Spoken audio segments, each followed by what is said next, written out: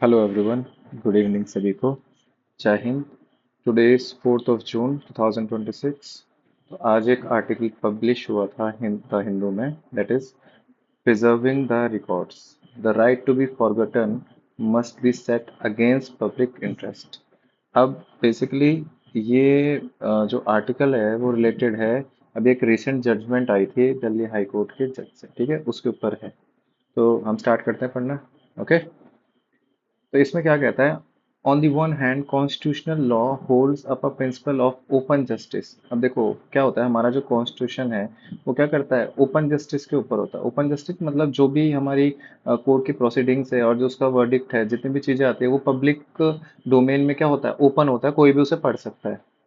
Among other things, allow public scrutiny of courts, facilitates public understanding of the law and creates a historical record of the administration of justice। अब इससे होता क्या है, जो open justice होता है, जो रिकॉर्ड हमारा आर्काइव्स में रखा जाता है, उसे कोई भी कभी भी पढ़ सकता है। उससे क्या होगा, स्क्रूटिनी ऑफ कोर्ट्स होगी। स्क्रूटिनी ऑफ कोर्ट्स मतलब अगर उसमें कोई भी चीज अच्छी बुरी जो भी है, लोग उसे अच्छे से एनालिसिस कर सकते हैं, है ना। फिर on the other hand in justice K S पुत्तस्वामी, देखो बहुत इंपॉर्टेंट केस है, आपके एग्जाम में बहुत बार ये पूछा गया। जस्टिस के एस पुत्तस्वामी 2017 का जो केस था, the supreme court of India recognise the right to information, very important, privacy, including the ability of individuals to exercise some control over personal information about themselves. अब इसमें क्या था, right to privacy के बारे में बात कही थी। राइट टू प्राइवेसी मतलब हर किसी के पास एक क्या होता है, एक राइट होता है, जो अपना मतलब अपनी जो पहचान है, जो अपनी प्राइवेसी है, उसको ये लेके चल सके, ठीक है। तो that was discuss in the justice K S Puttaswamy case. उसमें फिर क्या हुआ था, ठीक है, Delhi high court order on May 29 concerning the right to be forgotten. Right to be forgotten मतलब इसमें हुआ क्या था, illustrate how these two principle can sometime point out opposite direction. अब इसमें क्या हुआ था बेटा, कि जो हमारा राइट टू बी फॉरगटन है, राइट टू बी फॉरगटन में हमारा कैसे है, जैसे मान लो कोई केस आया, उस केस में किसी इंसान का नाम है, अब उसका वर्डिक्ट आया, वो जो इंसान है वो एक्विट हो गया। एक्विट मतलब उसको मतलब बरी हो गया उस केस से। अब वो क्या चाहता है, उसका नाम उस केस की जो आर्काइव्स है, जो रिकॉर्ड्स है, उसमें ना आए, ठीक है, और वो सिर्फ केस केस रहे बट उसका नाम ना आए। क्यों? क्योंकि वो राइट टू प्राइवेसी का हनन हो जाएगा। But on the other hand ये क्या कह रहा है, जस्टिस, ओपन जस्टिस सिस्टम होना चाहिए ना हमारे देश में। तो कहीं ना कहीं ये एक दोनों को क्या कर रहा है, कॉन्ट्राडिक्ट कर रहे हैं ना। एक जगह कह रहा है राइट टू प्राइवेसी होना चाहिए, एक जगह कह रहा है ओपन जस्टिस होना चाहिए। तो ये दोनों कहीं ना कहीं कॉन्ट्राडिक्ट कर रहे हैं, ठीक है। While the digitization of code records transform the ability of anyone with an internet connection, but also search engine and automated archivers to access judgment and legal record, it also altered the consequences of publicity। अब वही बात कह रहा है कि जो ये हमारे जो रिकॉर्ड्स जाते हैं, जो आर्काइव्स जाते हैं, उसमें क्या होता है, सर्च इंजन है, अगर आप गूगल पे कोई भी चीज सर्च करोगे, तो वो क्या करेगा, उसका उठा के डेटा आपको दे देगा, है ना। उसके बाद क्या कह रहा है, in Europe, where the resulting persistence of digital information first gave rise to the right to be forgotten, the right is usually weighed against the freedom of expression and public interest. In India as well, the right should accommodate the principle of open justice without necessarily breaching the bounds of the right to privacy। Basically क्या है, Europe में भी same case हुआ था। अब ये कह रहा है कि राइट टू बी फॉरगटन होना चाहिए। कैसे? कैसे होना चाहिए कि हमने एक कोई केस है, कोई उसकी वर्डिक्ट है, तो उसमें आपको पूरा, आपको एक राइट होना चाहिए कि आप अपना नाम उसे छुपा के निकाल सके। मान लो फॉर एग्जाम्पल कि अगर कोई रोहित है, वो किसी केस में जुड़ा हुआ था और बाद में उसे एक्विट कर दिया गया, तो रोहित चाहता है कि मेरी प्राइवेसी हो और मेरा नाम वहां ना आए, तो मेरा नाम हटा दिया जाए वहां से, है ना। अब इससे क्या होगा, राइट टू प्राइवेसी रहेगी, किसी की ब्रीच भी नहीं होगी प्राइवेसी और पता भी नहीं चलेगा। Yet the high court decided otherwise. Justice Sachin Datta concluded that simply updating records would not suffice as search engines could accept small portion without sufficient context। अब ये कह रहा है, देखो सिर्फ क्या कहते हैं, एक रिकॉर्ड जो उनके पास रखा है उसमें से सिर्फ एक नाम हटाने से कुछ नहीं होगा, ठीक है। क्या होता है, जो हमारे सर्च इंजन है, अगर आप कोई सा भी केस, कोई भी चीज डालोगे, तो वो क्या करता है, अगर ये केस मान लो ये पूरा एक केस है, तो वो क्या करते हैं, एक्सर्प्ट करते हैं। एक्सर्प्ट मतलब कोई भी चीज एक्सट्रैक्ट करते हैं, एक छोटा सा पोर्शन निकाल के उसमें से दिखा देते हैं आपको। अब ये क्या होगा, ये भी चीज गलत हो जाएगी। कैसे?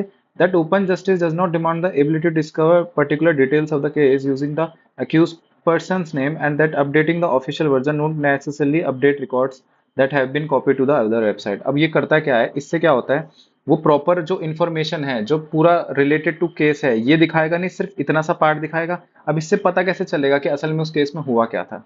ठीक है, तो ये भी इस चीज को क्या करता है, कॉन्ट्राडिक्ट करता है। The real problem is incompleteness. वही जो मैंने आपको बताया, इनकम्प्लीटनेस कैसे, मतलब अगर पूरा एक रिकॉर्ड है, पूरी चीज उस केस के बारे में है, तो सिर्फ उसका एक पोर्शन हटा के अगर से सर्च इंजन या कोई भी एक वेबसाइट आपको दिखा रही है, तो वो भी तो गलत हुआ। आपको प्रॉपर इनकम्प्लीटनेस मिल रही है ना, प्रॉपर इंफॉर्मेशन नहीं मिल रही है। Not discoverability. डिस्कवरेबिलिटी मतलब आपको डिस्कवरेबिलिटी नहीं मिल रही है, कि पूरी एक्सेस नहीं मिल पा रही है उस इंफॉर्मेशन की। कैसे? अगर वो क्या करेगा, हमारा ये राइट टू बी फॉरगटन कर देगा तब, है ना। If a court acquitted or discharged a person from a dispute, anyone looking for the proceeding should also find the decision rather than limiting searcher's ability to find only original decision.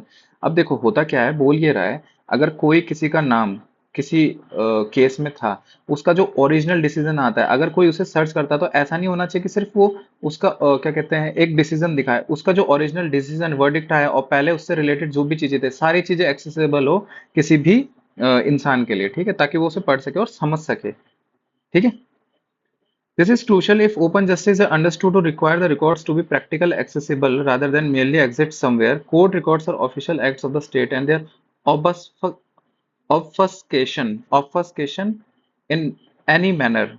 Vice versa, public record will have serious ramification for the public record to echo and quote in the closely related Indian कानून matter. ठीक है, अब इसमें क्या कह रहा है, सबसे पहले जो ये वर्ड है बेटा, क्या? ऑफस्केशन। ऑफस्केशन का मतलब क्या होता है? छिपाना किसी चीज को, है ना। ये कह रहा है कि जो कोर्ट रिकॉर्ड है वो क्या करेगा, स्टेट एंड देयर ऑफस्केशन, जो छुपाता है, in any manner, record will have serious ramification. Ramification मतलब जो कॉन्सिक्वेंसेज है उस चीज के, रिकॉर्ड को छुपाने के, वो क्या करेगा, एको करेगा तो court in closely related to इतना। ठीक है। While the High Court's concern about the petitioner right to privacy is commendable, अब हाई कोर्ट ये कहता है कि जो राइट टू प्राइवेसी है वो सबसे मेन है ना, कमेंडेबल भी है वो चीज। It should also consider digital accuracy as the way out. That is, judicial record must be wholly public as well as update to prominently reflect major action and decision।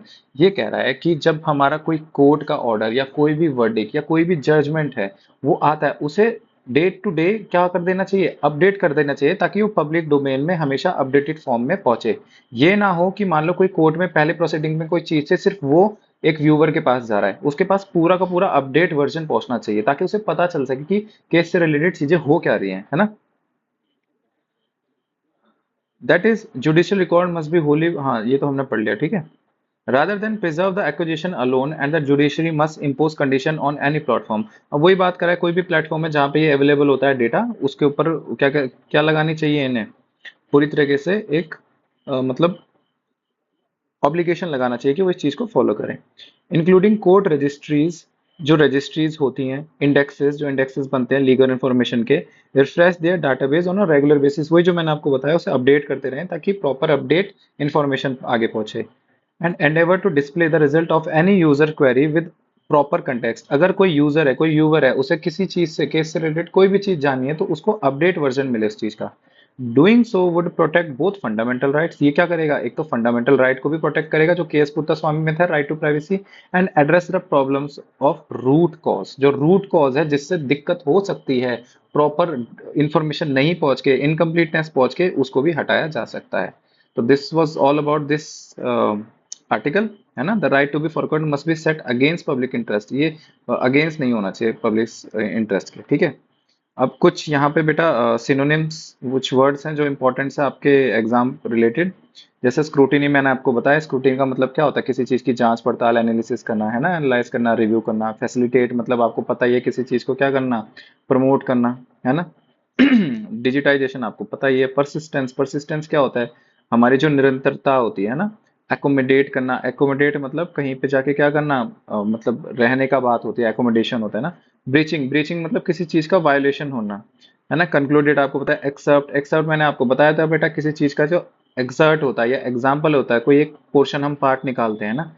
Discoverability, discoverability मतलब accessibility.